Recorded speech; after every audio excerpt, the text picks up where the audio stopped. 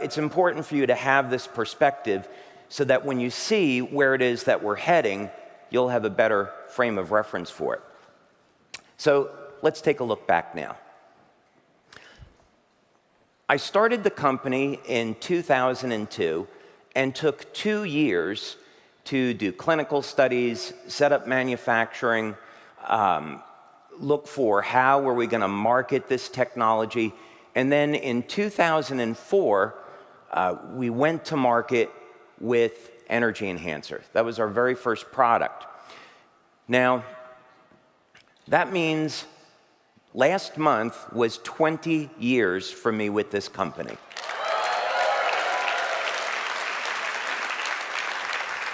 So, sometimes when we're getting leaders, new leaders that are coming in, there's like, well, how do I know, you're not going to sell the business and, you're going to be a long-term opportunity. This is my life. This is who I am. And I want to be doing this 20, 30, 40, 50 years from now. But we got to reverse aging to do that, right? So that's the whole point. But we had a phenomenal start to the business with Energy Enhancer. And then we began to introduce some new products. And this was all about improving lifestyle. So let's give people a natural way to improve their energy, relieve their pain, and have them get a better night's sleep. That was all the initial few years with the company. Then, as I began to work with the technology and develop new things, I found out one of the really cool things that you could do is cause the body, signal it with light, to cause the synthesis of peptides. Now, this is incredibly important because it means it opens up potentially thousands of different applications for the patch technology. But we started with things that were very simple peptides. Glutathione is a tripeptide, carnosine is a dipeptide, Eon elevates a peptide in the liver that produces a relaxation response in the nervous system. So now we had moved into the generation of our company where it was all about anti-aging. So we know that lifespan is correlated to your glutathione levels for very good reasons. Carnosine, this is maybe one of the most underrated nutrients out there. We showed in our clinical studies that carnosine would improve cognitive function, improve strength and stamina, it supports the health of the heart. And in separate studies, carnosine has been shown to protect the telomeres. So in studies that are done with mammals, with mice and rats, you get a 30 to 40% increase in lifespan. And in those rodent studies, the animals never age until the very end of their life. So we have a very practical example going back to research in the early 2000s of how supplementing with a simple nutrient can have an enormous impact on quality of life and also extend life. So that was how we got into anti-aging. Of course, there was a 10-year period where we were doing a tremendous amount of research. We generated 80 patents now in the field of stem cells and regeneration. These patents are all over the world. And we introduced in 2018 X39. So we entered the stem cell industry. So this is very important, right? Because being able to have technology that will support faster healing is a very, very important part of age reversal, meaning we don't want to end up in a situation 20 years from now where somebody gets into an accident and they have severe injuries and they can't recover, right? So it's not going to do any good to have technology that keeps us young for a very long period of time if we don't have technology that helps us heal faster, right? So this is a very, very important part of that overall picture. And the other thing about X39, probably the most important part, for the sake of marketing, we're focusing on stem cell activity. But actually, the power of copper peptide is that it resets about 1/3 of the human genome to a younger, healthier state.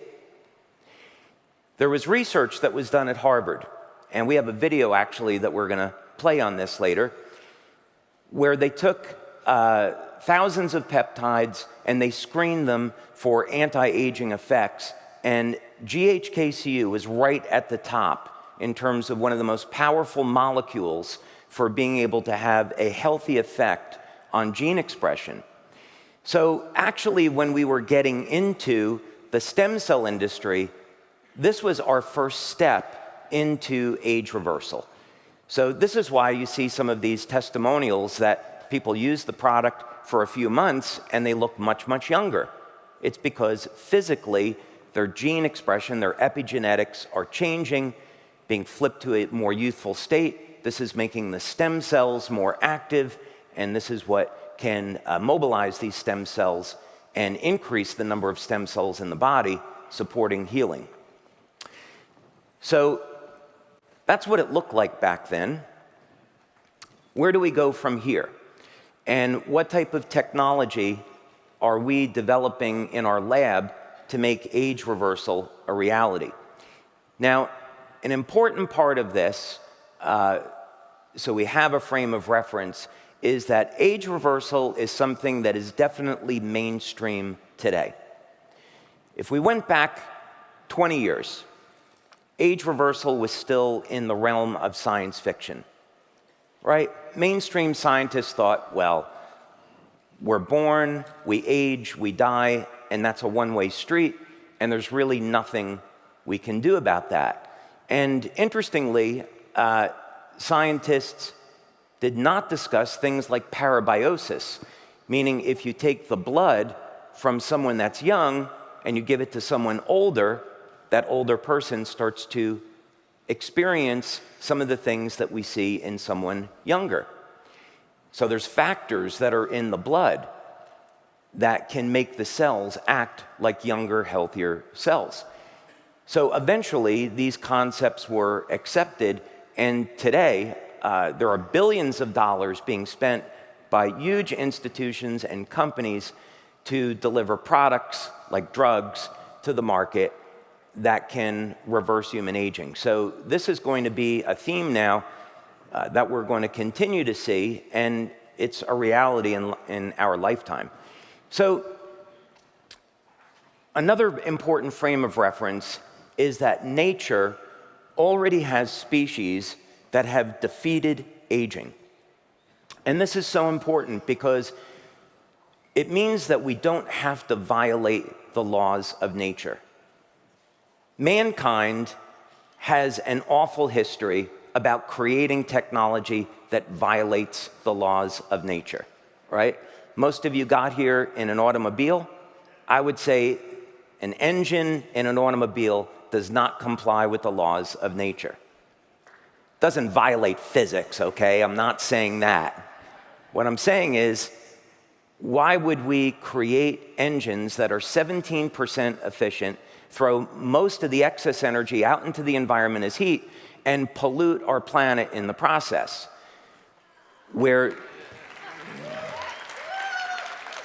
I'll have more on that later.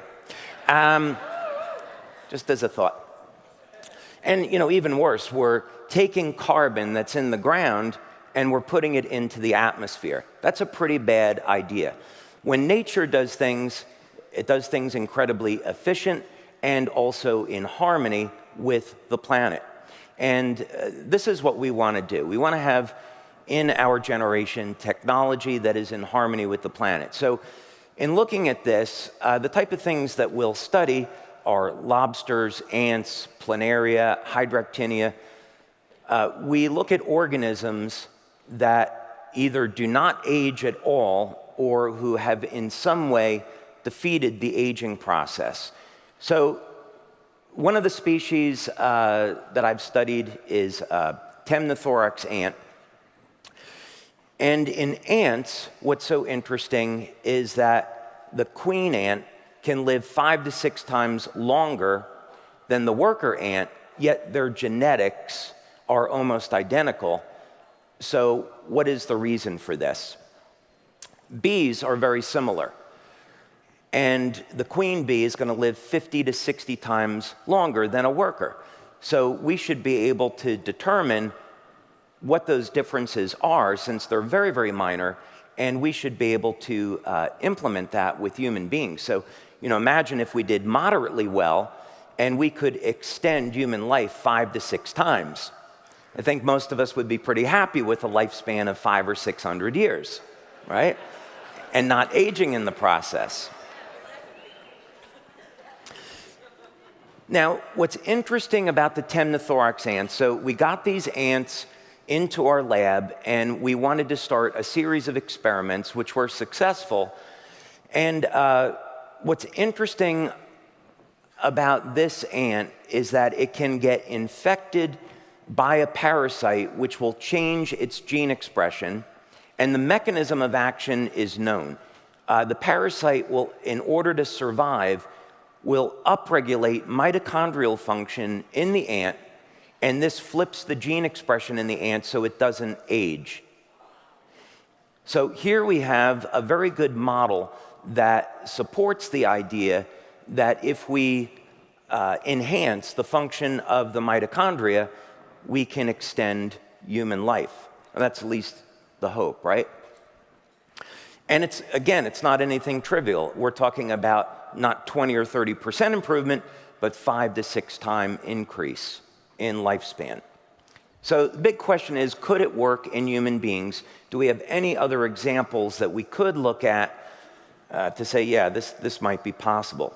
Well, of course, first example that we'll use, and a man that I think should win a Nobel Prize, is Dr. Lauren Picard. Dr. Picard has put in 50 years to doing clinical studies into GHKCU. So the great body of knowledge that we have today as to how this peptide works and the effects on the human body are because of the work that Dr. Picard did. And it's a shame that he's gone unrecognized, but it's very fortunate for us that we have a product that benefits from this, and we really have the only effective product in the world for elevating copper peptide.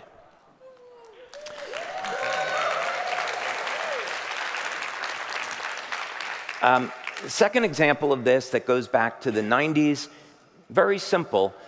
This is the combination of an amino acid, acetyl L-carnitine, with an antioxidant, alpha-lipoic acid. And it was discovered by Dr. Ames that if you put these nutrients into solution in a culture of older cells, those older cells would start to behave like younger, healthier cells.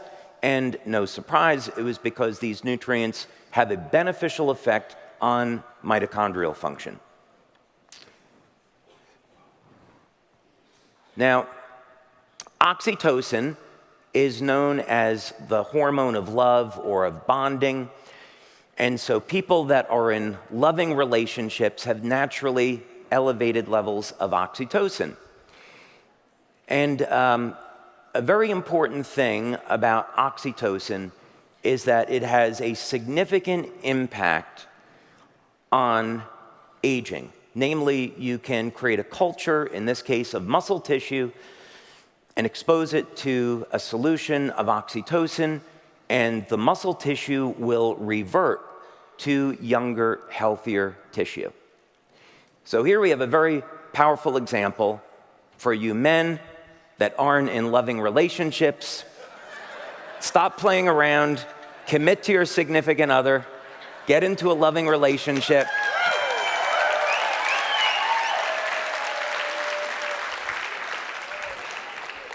As an alternative, somebody could invent a product that elevates oxytocin. It yet remains to be seen if that will happen. Hint. We, of course, have David Sinclair, and his main focus And the focus at Harvard and Stanford is on elevating NAD. Of course, NAD is a powerful energy-carrying molecule in the mitochondria. And again, it's been shown that when you use this molecule, it can improve mitochondrial function and have a beneficial effect on gene expression. There's a few points where I would disagree with some of the outcomes of what they think will happen with this, but nevertheless, I'm not downplaying the importance of NAD. And then I mentioned parabiosis. And there's any number of different peptides in the blood that can have an effect in terms of regenerating the cells. GDF11 is one of them. There's growth hormone, testosterone, there's many others. But what was interesting is that when companies started to go to market to harvest the blood from people that were young and healthy so that people that were older that had the money could buy that young blood and benefit from it, the FDA came in and said, no, we don't want you doing that. It's odd to me, given that blood donations happen all the time. So why would the FDA not want people to be young and healthy? I'll let you draw your own conclusions. Okay, so these examples show us that aging is not inevitable. There are things that we can do to alter the way that we age and hopefully reach our goal of staying young and healthy as long as we want, and if we're older, reverse the aging process and recapture our youth. So have we seen any evidence of this in anything that we've done? As a matter of fact, we have.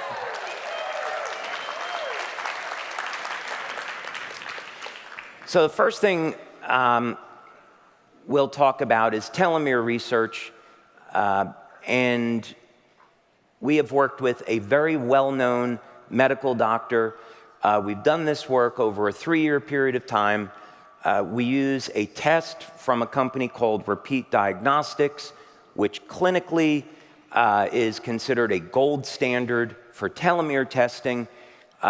We've worked now with over 50 people in these tests over these years, and we found some pretty extraordinary things. Oh, let me go back. There we go.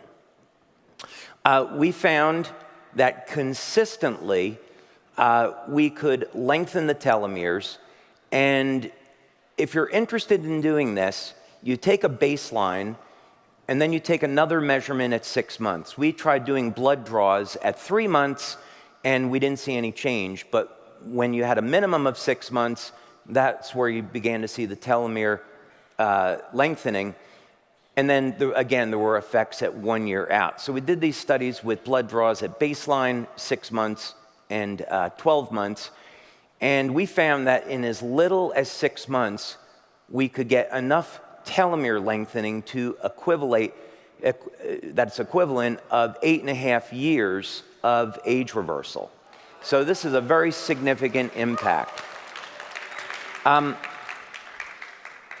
other thing about this is that there are many different factors when it comes to aging. So telomeres, lengthening them, can protect our health. They can increase the number of times that our cells divide, meaning we can increase our lifespan, but we need to do other things. We need to get rid of the cells that are dead that hang around that cause oxidative inflammatory stress. We need to manage inflammatory stress. We need to have a healthy diet. We need to exercise. So there's many things that we need to do if we're going to defeat aging. But certainly, telomere lengthening is an incredibly important part. Now, we have now about a year and a half worth of research into this device that I invented called the biomimetic enhancer, and I'm on generation 5 of this. The first one was just to see if the technology would work, and then the second one was intended to be a device used on human beings, and it actually turned out that it was too strong. You couldn't use it for more than 10 minutes because it placed too much stress on the body because of the effect. And basically, this is a new form of light therapy. So this is different than the patches. This is different than a cold laser. And it provides light therapy in a very interesting way. The backstory of this is that when I was doing my studies on ants and on lobsters, my thinking was everyone's looking at the biochemistry, but we know that it's the biophysics, the bioelectrical system and the biomagnetic fields in the body control the biochemistry. So I started to create a model to look at what were the biophysics involved in lobsters and ants, were there any commonalities, and could we figure out which wavelengths of light were going to be responsible for preventing these lobsters and ants from aging. By the way, lobsters have been found to be 132 years old and never have aged in the process. Do we have any Marvel fans here? We got a few Marvel fans? Okay. You know how, well, maybe you don't know, but Asgardians, right, like Thor and Odin, they actually get stronger as they age. So the lobsters are the Asgardians of Earth, right? They actually get stronger as they age. They actually become more sexually active as they age too, as it turns out. So if you're wondering whether or not you have to give up sex when you're 200 or 300 years old, the good answer is you'll be more sexually active then than you are today.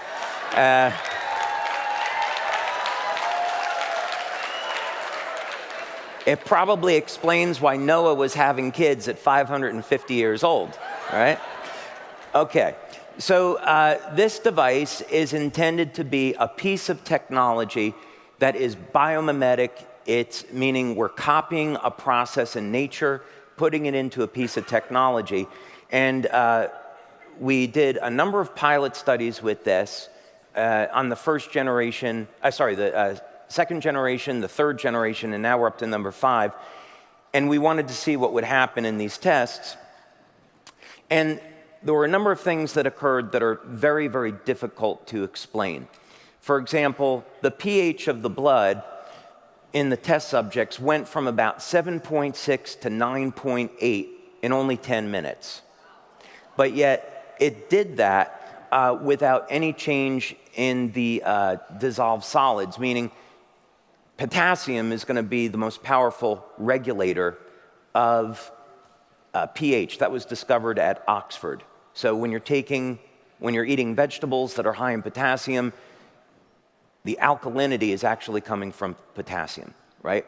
And so somehow this technology was able to increase the pH without changing the amount of electrolytes in the body. And we don't know how that's possible yet.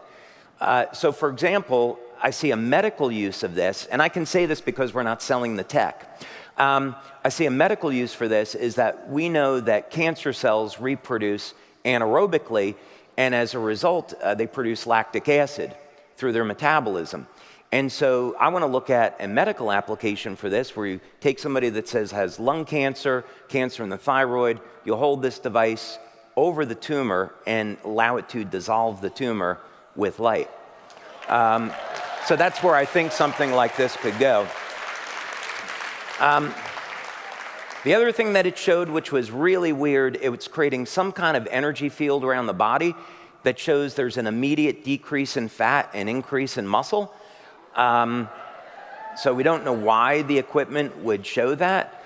And when we measure aging, we want to look at the total. One of the measures that we want to look at is the size of the cell. So in other words, the electrical potential of the cell is optimum when we're young and healthy. And then about age 25, the fibroblasts begin to decrease production of collagen, and collagen is what holds the cells together. It's called the cytoskeleton, and the most abundant protein in the body, of course, is collagen. So what that means is that after the age of 25, we're aging, the collagen production is going down, the cell is shrinking, that inhibits the ability of the cells to hold water, and the electrical charge around the cell decreases, and as the cells divide, this reduces the amount of energy transfer that occurs in a back EMF over to the new cells being created. What this simply means is that if we can expand the cells and get them back into a more youthful state, that is a very important part of age reversal. And we found that this device would equate to about a 3-year reversal in age in about 10 minutes. So why aren't we using it now? The reason is because having an alkalinity in your blood of 9.8 all the time is not a good thing, and is going to overstress the cells. So we know the tech works. Now it's a matter of refining it, and I think we're getting there very, very nicely. Okay. I have a few different pieces of equipment that we use. 2 pieces of equipment that I use quite regularly are a biopulsar and a Menla scan. And a biopulsar is like an EEG for the organs in the body. So in real time, we can see the bioelectrical activity in different regions in the brain, in the heart, the liver, the kidneys. And then it can take all of that data and distill it down into a graph, which I'll show you, a visual image. So this would be a baseline reading that's normal. 30 seconds after applying the biomimetic enhancer, we see an increase in the energy field, and then 90 seconds after application, we see a further increase in the energy field around the body. So, in other words, the changes that we saw through the blood and urine analysis matched up to the bioelectrical readings. Very powerful effect very quickly. Now, we want to create a LIFEWAVE lifestyle. So when you wake up in the morning, you're drinking water, and you should be drinking water now because it's a great way to help manage weight, clear toxins out, and give your body the water that it needs to produce energy. But wouldn't it be great if we could drink water that reversed the aging process? So how are we going to do this? You might recognize this as ice. And so I want to do some experiments. That is just a mark on there, so I know it's normal ice. But we did some experiments, and in our lab, we created a machine that restructures water in an entirely new way. So this is not alkaline water, it's not clustered water. This is something entirely different. I mentioned that I contacted a friend of mine who's a scientist that specializes in analyzing water. He's a physicist, and he's analyzed 200 different types of water. And I sent him what I'm about to show you, and I said, well, what do you think about this? And he said, I have never seen anything like this before. I'm really excited to get involved with this project. So, what we want to do with this, the whole goal was to put energy into water so that when you drink it, it releases that energy into the body and triggers a regenerative effect. So, on the left is regular ice, on the right is the bottom of the beaker, and you'll notice all of these crystal formations, and in the center is an implosion. So normally with ice, it expands as it freezes, and this water doesn't behave that way. It actually implodes, and some really unusual things happen. That was one of the first samples that I made, and you can clearly see an energy vortex that's frozen in the center. So what's going on here is that as the water freezes, the energy is released, and it implodes and forms this vortex pattern. By changing the settings on the equipment, interestingly enough, we can get different effects. And this is good because, as we know, each organ in the body, different cells have their own resonant frequency. So this means we can create custom water that goes to your heart, water that goes to your brain, water that goes over to your liver, and so on and so forth. I don't think they're making those yet, so we might have a market for that, right?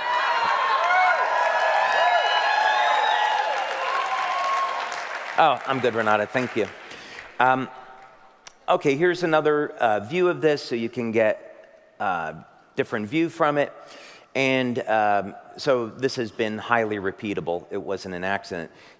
Sometimes when we change the settings, we still get an implosion, but we get these other beautiful crystal formations that happen.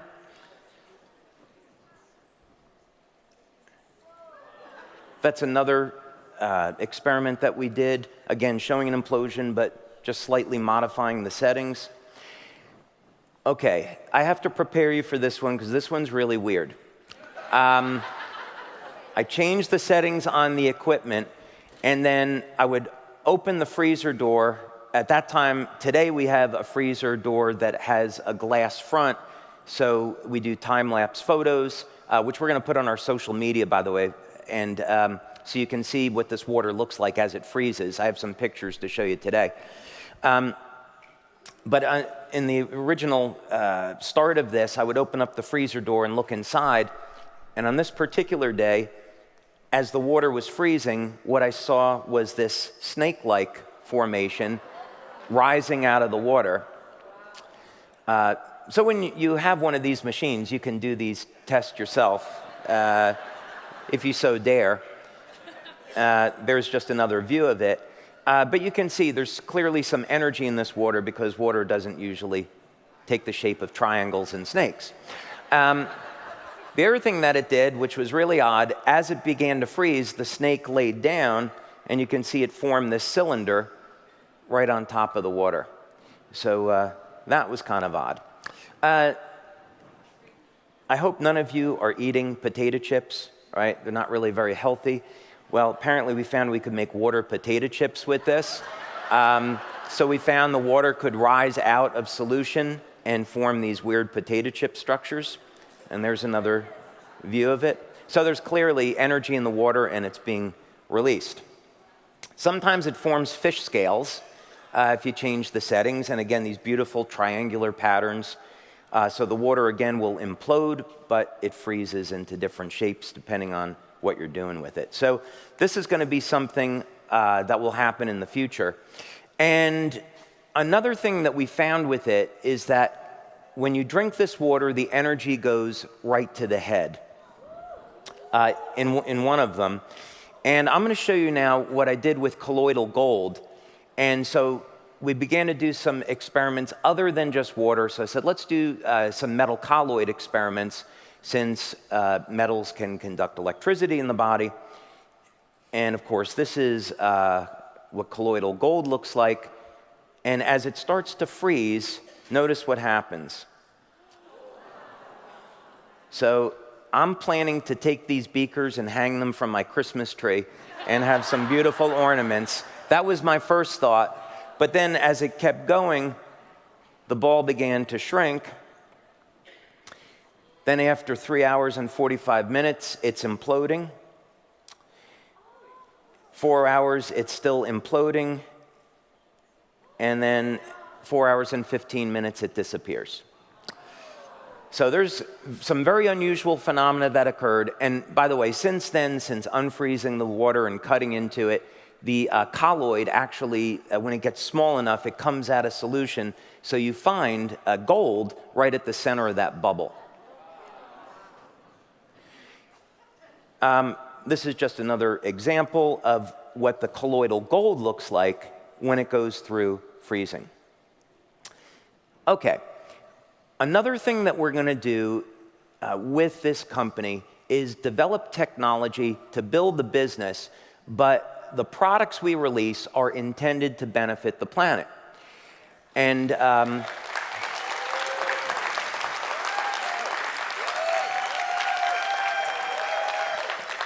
not that we're not benefiting the planet now, but we're going to develop products that do this in a very different way. So the type of things, of course, that we're concerned about is, as we all know, prices of gasoline are increasing. We won't have access to fossil fuels in the near future because they all want us driving electric cars that are going to be recharged by nuclear power plants. So, we're going from global warming to putting more nuclear waste in the ground, and I personally am opposed to that and have a better solution. I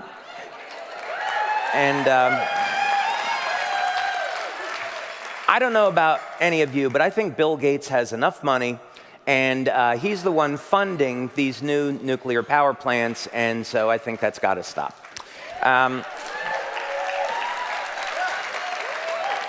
And we want to do this in such a way that we can have a business model, clean up the planet, do something that's environmentally friendly, do something that is consistent with how nature would do it. So you're going to see that tomorrow. Okay? Okay. Thank you very much.